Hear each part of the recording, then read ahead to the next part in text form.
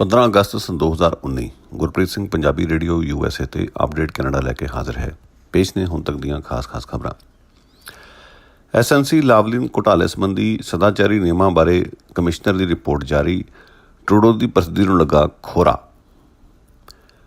Ontario ਦੇ London ਇਲਾਕੇ ਵਿੱਚ ਹੋਏ ਧਮਾਕੇ ਕਾਰਨ 7 ਘਰ ਤਬਾਹ। ਵੈਨਕੂਵਰ ਵਿਚਲੇ ਭਾਰਤੀ ਸਫਾਰਤਖਾਨੇ ਦੇ ਬਾਹਰ ਹੋਵੇਗਾ ਅੱਜ ਵੱਡਾ ਰੋਸ ਮੁਜ਼ਾਹਰਾ। ਹੁਣ ਖਬਰਾਂ ਦਾ ਵਿਸਥਾਰ। SNC ਲਾਵਲਿਨ ਘੁਟਾਲੇ ਸੰਬੰਧੀ ਸਦਾਚਾਰੀ ਨਿਯਮਾਂ ਬਾਰੇ ਕਮਿਸ਼ਨਰ ਨੇ ਆਪਣੀ ਰਿਪੋਰਟ ਜਾਰੀ ਕਰ ਦਿੱਤੀ ਹੈ। ਕਮਿਸ਼ਨਰ ਮੈਰੀਓ ਡਿਓਨ ਨੇ ਆਪਣੀ ਰਿਪੋਰਟ ਵਿੱਚ ਸਪਸ਼ਟ ਕਿਹਾ ਹੈ ਕਿ ਪ੍ਰਧਾਨ ਮੰਤਰੀ ਜਸਟਿਨ ਟਰੂਡੋ ਹਿੱਤਾਂ ਦੀ ਲੜਾਈ ਵਿੱਚ ਫਸੇ ਹੋਏ ਨੇ। ਚੇਤੇ ਰਹੇ ਟਰੂਡੋ ਤੋਂ ਇਸ ਗੱਲ ਦੇ ਦੋਸ਼ ਲੱਗ ਰਹੇ ਸਨ ਕਿ ਇਸ ਵੱਡੀ ਕੰਪਨੀ ਦੇ ਹਿੱਤਾਂ ਨੂੰ ਬਚਾਉਣ ਦੀ ਖਾਤਰ ਉਹਨਾਂ ਨੇ ਆਪਣੀ ਸਾਬਕਾ ਕਾਨੂੰਨ ਬਾਰੇ ਮੰਤਰੀ ਦੀ ਬਲੀ ਦੇ ਦਿੱਤੀ ਸੀ। ਜੋਡੀ ਵਿਲਸਨ ਰਿਬੋਲਟ ਤੇ ਇਸ ਗੱਲ ਲਈ ਦਬਾਅ ਪਾਇਆ ਜਾ ਰਿਹਾ ਸੀ ਕਿ ਕੰਪਨੀ ਨੂੰ ਬਚਾਇਆ ਜਾਵੇ ਅਤੇ ਉਸ ਵੱਲੋਂ ਇਨਕਾਰ ਕੀਤੇ ਜਾਣ ਤੋਂ ਪਿੱਛੋਂ ਉਸਨੇ ਅਸਤੀਫਾ ਦੇ ਦਿੱਤਾ ਸੀ, ਜਿਸ ਤੋਂ ਪਿੱਛੋਂ ਉਸਨੂੰ ਸੱਤਾਧਾਰੀ ਲਿਬਰਲ ਪਾਰਟੀ ਦੀ ਕਾਕਸ 'ਚੋਂ ਵੀ ਕੱਢ ਦਿੱਤਾ ਗਿਆ ਸੀ। ਇਸ ਕਰਕੇ ਟਰੂਡੋ ਦੀ ਲਗਾਤਾਰ ਆਲੋਚਨਾ ਹੋ ਰਹੀ ਸੀ।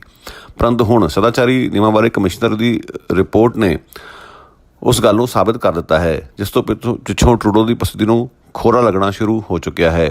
ਟਰੂਡੋ ਨੇ ਇਸ ਗੱਲ ਦੀ ਜ਼ਿੰਮੇਵਾਰੀ ਲੈ ਲਈ ਹੈ ਅਤੇ ਇਸ ਗਲਤੀ ਨੂੰ ਸਵੀਕਾਰ ਕੀਤਾ ਹੈ। ਵੇਖਣਾ ਇਹ ਹੈ ਕਿ ਅਕਤੂਬਰ ਵਿੱਚ ਹੋਣ ਵਾਲੀਆਂ ਫੈਡਰਲ ਚੋਣਾਂ ਵਿੱਚ ਇਸ ਦਾ ਟਰੂਡੋ ਦੀ ਪਾਰਟੀ 'ਤੇ ਕਿੰਨਾ ਕੁ ਅਸਰ ਪੈਂਦਾ ਹੈ। ਚੇਤੇ ਰਹੇ ਜੂਡੀ ਵਿਲਸਨ ਰਿਬੋਲਟ ਇਸ ਸਮੇਂ ਵੈਨਕੂਵਰ ਗ੍ਰੈਵਨ ਇਲਾਕੇ ਤੋਂ ਆਜ਼ਾਦ ਤੌਰ 'ਤੇ ਚੋਣ ਲੜਨ ਜਾ ਰਹੀ ਹੈ। ਮਾਹਿਰਾਂ ਦਾ ਕਹਿਣਾ ਹੈ ਕਿ ਇਸ ਪ੍ਰਗਟਾਵੇ ਤੋਂ ਪਿੱਛੋਂ ਜੂਡੀ ਵਿਲਸਨ ਰਿਬੋਲਟ ਦੇ ਆਜ਼ਾਦ ਉਮੀਦਵਾਰ ਦੇ ਤੌਰ 'ਤੇ ਜਿੱਤਣ ਦੀਆਂ ਸੰਭਾਵਨਾਵਾਂ ਕਾਫੀ ਵੱਧ ਗਈਆਂ ਨੇ। ਓਨਟਾਰੀਓ ਦੇ ਲੰਡਨ ਇਲਾਕੇ ਵਿੱਚ ਹੋਏ ਧਮਾਕੇ ਕਾਰਨ 7 ਘਰ ਤਬਾਹ ਹੋਏ ਨੇ। ਪ੍ਰਾਪਤ ਜਾਣਕਾਰੀ ਅਨੁਸਾਰ ਇੱਕ ਗੱਡੀ ਇੱਕ ਘਰ ਵਿੱਚ ਜਾ ਵੱਜੀ, ਜਿਸ ਨਾਲ ਗੈਸ ਪਾਈਪਲਾਈਨ ਪਾਟ ਗਈ ਅਤੇ ਧਮਾਕੇ ਕਾਰਨ 7 ਘਰ ਤਬਾਹ ਹੋਏ ਨੇ। 7 ਵਿਅਕਤੀ ਜ਼ਖਮੀ ਵੀ ਹੋਏ ਨੇ ਅਤੇ 4 ਫਾਇਰ ਫਾਈਟਰ ਵੀ ਫੱਟੜ ਹੋਏ ਨੇ।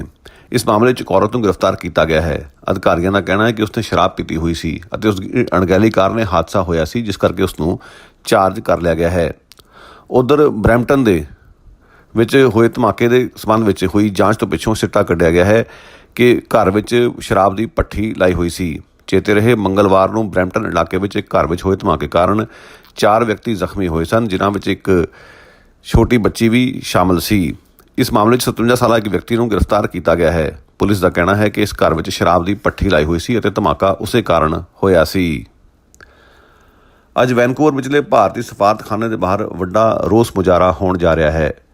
ਅੱਜ ਜਦੋਂ ਭਾਰਤ ਦਾ ਆਜ਼ਾਦੀ ਦਿਵਸ ਮਨਾਇਆ ਜਾਣਾ ਹੈ ਤਾਂ ਇਸ ਮੌਕੇ 'ਤੇ ਸਿੱਖਸ ਫਾਰ ਜਸਟਿਸ ਅਤੇ ਅਨੇਕਾਂ ਸਿੱਖ ਜਥੇਬੰਦੀਆਂ ਨਾਲ ਰਲ ਕੇ 11 ਵਜੇ ਵੈਨਕੂਵਰ ਦੇ ਭਾਰਤੀ ਸਫਾਰਤਖਾਨੇ ਦੇ ਬਾਹਰ ਰੋਸ ਵਿਖਾਵਾ ਕੀਤਾ ਜਾ ਰਿਹਾ ਹੈ।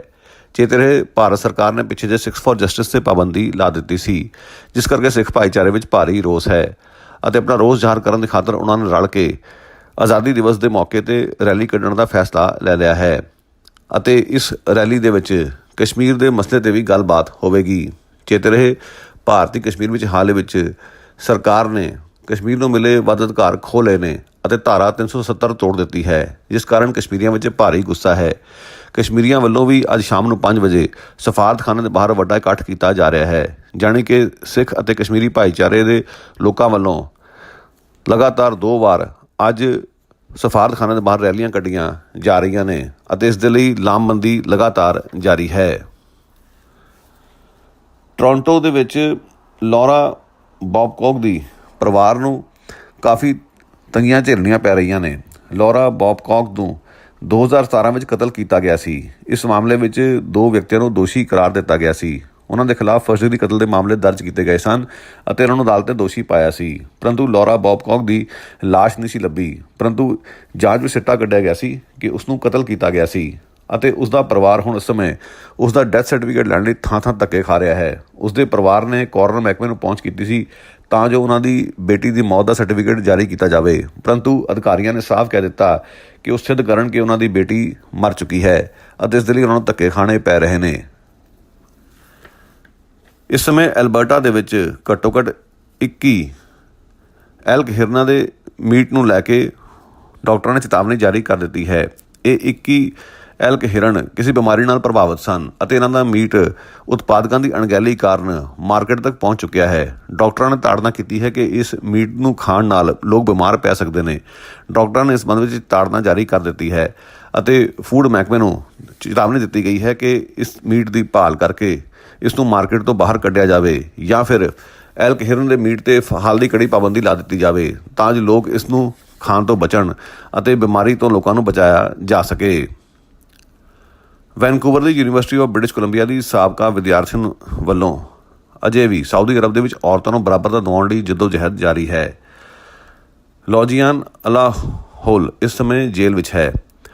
ਉਹ ਇਸ ਸਮੇਂ 30 ਸਾਲ ਦੀ ਹੋ ਚੁੱਕੀ ਹੈ। ਉਹ ਕੁਝ ਵਰ੍ਹੇ ਪਹਿਲਾਂ ਸਾਊਦੀ ਅਰਬ ਗਈ ਸੀ। ਉੱਥੇ ਔਰਤਾਂ ਨੂੰ ਡਰਾਈਵਿੰਗ ਕਰਨ ਦੀ ਆਗਿਆ ਨਹੀਂ ਸੀ। ਉਸਨੇ ਇਸ ਕਾਨੂੰਨ ਦੇ ਖਿਲਾਫ ਜਦੋਜਹਿਦ ਸ਼ੁਰੂ ਕੀਤੀ ਸੀ ਅਤੇ ਉਸ ਨੂੰ ਫੜ ਲਿਆ ਗਿਆ ਸੀ ਅਤੇ ਗ੍ਰਿਫਤਾਰ ਕਰ ਲਿਆ ਗਿਆ ਸੀ ਅਤੇ ਉਸ ਉੱਪਰ ਦੋਸ਼ ਲਾਏ ਗਏ ਸਨ ਕਿ ਉਹ ਵਿਦੇਸ਼ਾਂ ਤੋਂ ਫੰਡਿੰਗ ਲੈ ਕੇ ਸਰਕਾਰ ਦੇ ਖਿਲਾਫ ਸਾਜ਼ਿਸ਼ਾਂ ਗੁੰਦੀ ਸੀ। ਉਸ ਨੂੰ ਉਸ ਸਮੇਂ ਜੇਲ੍ਹ ਵਿੱਚ ਸੁੱਟਿਆ ਗਿਆ ਹੈ ਅਤੇ ਉਸ ਦੇ ਭਰਾ ਦਾ ਕਹਿਣਾ ਹੈ ਕਿ ਉਹ ਇੰਨੀ ਬਹਾਦਰ ਹੈ ਕਿ ਉਸ ਦੇ ਉੱਪਰ ਇਸ ਗੱਲ ਦੀ ਦਬਾਅ ਪਾਇਆ ਗਿਆ ਸੀ ਕਿ ਜੇਕਰ ਉਹ ਇਹ ਮੰਨ ਲਵੇ ਕਿ ਉਸ ਨੂੰ ਤਸੀਹੇ ਨਹੀਂ ਦਿੱਤੇ ਗਏ ਔਰ ਇਹ ਸਾਰਾ ਕੁਝ ਕੈਮਰੇ ਸਾਹਮਣੇ ਕਹਿ ਦੇਵੇ ਤਾਂ ਉਸ ਨੂੰ ਅੱਜ ਹੀ ਪੇਪਰ ਜਾਰੀ ਕਰ ਦਿੱਤੇ ਜਾਣਗੇ ਤਾਂ ਜੋ ਆਪਣੀ ਜਾਨ ਛੁਡਾ ਕੇ ਕੈਨੇਡਾ ਵਾਪਸ ਆ ਸਕੇ। ਪਰੰਤੂ ਉਸਨੇ ਅਜਿਹਾ ਕਰਨ ਤੋਂ ਇਨਕਾਰ ਕਰ ਦਿੱਤਾ ਅਤੇ ਜੇਲ੍ਹ ਵਿੱਚ ਤਸੀਹੇ ਝੱਲਣ ਲਈ ਪੂਰੀ ਤਰ੍ਹਾਂ ਮਾਨਸਿਕ ਤੌਰ 'ਤੇ ਤਿਆਰ ਹੈ। ਇਸ ਕਰਕੇ ਉਸ ਦੀ ਪੂਰੇ ਕੈਨੇਡਾ ਵਿੱਚ ਕਾਫੀ ਚਰਚਾ ਹੋ ਰਹੀ ਹੈ। ਓਨਟਾਰੀਓ ਦੇ ਹਿਆਵਾਥਾ ਮੂਲ ਵਾਸੀ ਕਬੀਲੇ ਨੇ ਇੱਕ ਗੈਸ ਸਟੇਸ਼ਨ ਦੀ ਉਸਾਰੀ ਦੇ ਖਿਲਾਫ ਮੁਹਿੰਮ ਵਿੱਢ ਦਿੱਤੀ ਹੈ। ਇਹ ਗੈਸ ਸਟੇਸ਼ਨ ਵੈਟਲੈਂਡ 'ਤੇ ਉਸਾਰਿਆ ਜਾ ਰਿਹਾ ਹੈ। ਇਹ ਜੰਗਲੀ ਜੀਵ ਜੰਤੂਆਂ ਦੀ ਥਾਂ ਹੈ। ਉਹਨਾਂ ਦਾ ਕਹਿਣਾ ਹੈ ਕਿ ਇਸ ਗੈਸ ਸਟੇਸ਼ਨ ਦੀ ਉਸਾਰੀ ਨਾਲ ਜੀਵ ਜੰਤੂਆਂ 'ਤੇ ਭੈੜਾ ਅਸਰ ਪਵੇਗਾ ਅਤੇ ਇਸ ਤੋਂ ਇਲਾਵਾ ਮੂਲ ਵਾਸੀਆਂ ਦੇ ਜੀਵਨ ਨਿਰਵਾਹ 'ਤੇ ਵੀ ਮਾੜਾ ਅਸਰ ਪੈਣ ਦੀ ਸੰਭਾਵਨਾ ਹੈ, ਜਿਸ ਕਾਰਨ ਮੂਲ ਵਾਸੀਆਂ ਨੇ ਇਸ ਪ੍ਰਸਤਾਵਿਤ ਗੈਸ ਸਟੇਸ਼ਨ ਦੀ ਉਸਾਰੀ ਦੇ ਖਿਲਾਫ ਆਪਣੀ ਮੁਹਿੰਮ ਵਿੱਢ ਦਿੱਤੀ ਹੈ ਅਤੇ ਇਲਾਕੇ ਦੀ ਘੇਰਾਬੰਦੀ ਕਰ ਦਿੱਤੀ ਹੈ। ਉਹਨਾਂ ਦਾ ਕਹਿਣਾ ਹੈ ਕਿ ਮੂਲ ਵਾਸੀਆਂ ਦੇ ਨਾਲ ਸਲਾਹ ਮਸ਼ਵਰੇ ਤੋਂ ਬਿਨਾਂ ਅਜਿਹਾ ਕੁਝ ਨਹੀਂ ਹੋ ਸਕਦਾ ਅਤੇ ਇਸ ਤੋਂ ਇਲਾਵਾ ਇਹ ਇਲਾਕਾ ਗੈਸ ਸਟੇਸ਼ਨ ਲਈ ਵਾਜਬ ਨਹੀਂ ਹੈ ਅਤੇ ਗੈਸ ਸਟੇਸ਼ਨ ਕਿਸੇ ਹੋਰ ਥਾਂ 'ਤੇ ਉਸਾਰਿਆ ਜਾਵੇ। ਕੈਲਗਰੀ ਵਿੱਚ ਪਾਕਿਸਤਾਨ ਡੇ ਬੜੇ ਉਤਸ਼ਾਹੀ ਮਾਹੌਲ ਵਿੱਚ ਮਨਾਇਆ ਗਿਆ। ਕੈਲਗਰੀ ਦਾ ਓਲੰਪਿਕ ਪਲਾਜ਼ਾ ਪਾਕਿਸਤਾਨ ਡੇ ਵਾਲੇ ਦਿਨ ਖਚਾਖਚ ਭਰਿਆ ਹੋਇਆ ਸੀ। ਚੇਤੇ ਰਹੇ ਕੱਲ੍ਹ ਪਾਕਿਸਤਾਨ ਦਾ ਯੌਮ ਆਜ਼ਾਦੀ ਸੀ ਅਤੇ ਇਸ ਮੌਕੇ 'ਤੇ ਪਾਕਿਸਤਾਨੀ ਭਾਈਚਾਰੇ ਵੱਲੋਂ ਕੈਲਗਰੀ ਦੇ ਵਿੱਚ ਬੜੇ ਉਤਸ਼ਾਹੀ ਮਾਹੌਲ ਵਿੱਚ ਆਪਣੇ ਦੇਸ਼ ਦਾ ਝੰਡਾ ਝੁਲਾਇਆ ਗਿਆ ਅਤੇ ਖੁਸ਼ੀਆਂ ਮਨਾਈਆਂ ਗਈਆਂ। ਇਸ ਮੌਕੇ 'ਤੇ ਲੋਕ ਹਜ਼ਾਰਾਂ ਦੀ ਤਾਦਾਦ ਵਿੱਚ ਪਹੁੰਚੇ ਹੋਏ ਸਨ ਅਤੇ ਪਾਕਿਸਤਾਨੀ ਭਾਈਚਾਰੇ ਵਿੱਚ ਕਾਫੀ ਭਾਰੀ ਉਤਸ਼ਾਹ ਸੀ। ਇਸੇ ਤਰ੍ਹਾਂ ਸਰੀ ਵਿੱਚ ਵੀ ਕੱਲ੍ਹ ਯੌਮ ਆਜ਼ਾਦੀ ਮਨਾਇਆ ਗਿਆ ਅਤੇ ਵੱਖ-ਵੱਖ ਚੁਣੇ ਹੋਏ ਨੁਮਾਇੰਦੇ ਇਸ ਮੌਕੇ 'ਤੇ ਹਾਜ਼ਰ ਸਨ। ਐਡਮਿੰਟਨ ਵਿੱਚ 18 ਸਾਲਾ ਨੌਜਵਾਨ ਨੂੰ ਕਤਲ ਦੇ ਮਾਮਲੇ ਵਿੱਚ ਚਾਰਜ ਕੀਤਾ ਗਿਆ ਹੈ। ਸ਼ੁੱਕਰਵਾਰ ਨੂੰ ਐਡਮਿੰਟਨ ਦੇ ਹਾਈ ਲੈਵਲ ਇਲਾਕੇ ਵਿੱਚ ਇੱਕ ਵਿਅਕਤੀ ਨੂੰ ਮ੍ਰਿਤਕ ਪਾਇਆ ਗਿਆ ਸੀ ਅਤੇ ਨੈਥਨ ਕਿਮ ਦੇ ਕਤਲ ਹੋਣ ਦੀ ਪੁਸ਼ਟੀ ਹੋ ਚੁੱਕੀ ਹੈ। ਇਸ ਮਾਮਲੇ 'ਚ 18 ਸਾਲਾ ਇੱਕ ਨੌਜਵਾਨ ਨੂੰ ਗ੍ਰਿਫਤਾਰ ਕਰਕੇ ਉਸ ਦੇ ਖਿਲਾਫ ਫਸਟ ਡਿਗਰੀ ਕਤਲ ਦਾ ਮੁਕੱਦਮਾ ਦਰਜ ਕਰ ਲਿਆ ਗਿਆ ਹੈ। BC ਦੇ ਵਿੱਚ ਘੱਟੋ-ਘੱਟ 46 ਬਿਜ਼ਨਸ ਅਦਾਰਿਆਂ ਨੇ ਵਰਕਸੇ BC ਦੇ ਰਿਵਿਊ ਦਾ ਬਾਈਕਾਟ ਕੀਤਾ ਹੈ। ਚੇਤੇ ਰਹੇ BC ਦੇ ਲੇਬਰ ਬਾਰੇ ਮੰਤਰੀ ਹੈਰੀ ਵੈਂਸ ਨੇ ਹਾਲ ਹੀ ਦੇ ਵਿੱਚ ਜੈਨਟ ਪੈਟਰਸਨ ਨੂੰ ਵਰਕਸੇ ਰਿਵਿਊ ਲਈ ਨਿਯੁਕਤ ਕੀਤਾ ਸੀ। ਜੈਨਟ ਪੈਟਰਸਨ ਕਿਸੇ ਵੇਲੇ ਕਿਰਤੀ ਮਾਮਲਿਆਂ ਬਾਰੇ ਵਕੀਲ ਰਹਿ ਚੁੱਕੇ ਨੇ ਅਤੇ ਉਸ ਸਮੇਂ ਵਰਕਸੇ BC ਦਾ ਰਿਵਿਊ ਕਰਨ ਜਾ ਰਹੇ ਨੇ, ਪਰੰਤੂ 46 ਬਿਜ਼ਨਸ ਅਦਾਰਿਆਂ ਨੇ ਇਸ ਦਾ ਬਾਈਕਾਟ ਕੀਤਾ ਹੈ। ਉਹਨਾਂ ਦਾ ਕਹਿਣਾ ਹੈ ਕਿ ਉਹਨਾਂ ਨੂੰ ਜੈਨਟ ਪੈਟਰਸਨ 'ਤੇ ਭਰੋਸਾ ਨਹੀਂ ਹੈ ਅਤੇ ਨਾ ਹੀ ਸਰਕਾਰ 'ਤੇ ਭਰੋਸਾ ਰਿਹਾ ਹੈ। ਉਹਨਾਂ ਦਾ ਕਹਿਣਾ ਹੈ ਕਿ ਸਰਕਾਰ ਦਾ ਨਜ਼ਰੀਆ ਪੂਰੀ ਤਰ੍ਹਾਂ ਪੱਖਪਾਤੀ ਹੈ ਕਿਉਂਕਿ ਇਹ ਸਰਕਾਰ ਕਿਰਤੀਆਂ ਦੀ ਸਰਕਾਰ ਹੈ। ਇਸ ਕਰਕੇ ਬਿਜ਼ਨਸ ਅਦਾਰਿਆਂ ਪ੍ਰਤੀ ਉਸ ਦਾ ਰਵੱਈਆ ਬਿਲਕੁਲ ਪੱਖਪਾਤੀ ਹੈ, ਜਿਸ ਕਾਰਨ ਉਹ ਰਿਵਿਊ ਨੂੰ ਕਿਸੇ ਕਿਸਮ ਦਾ ਸਹਿਯੋਗ ਨਹੀਂ ਦੇਣਗੇ।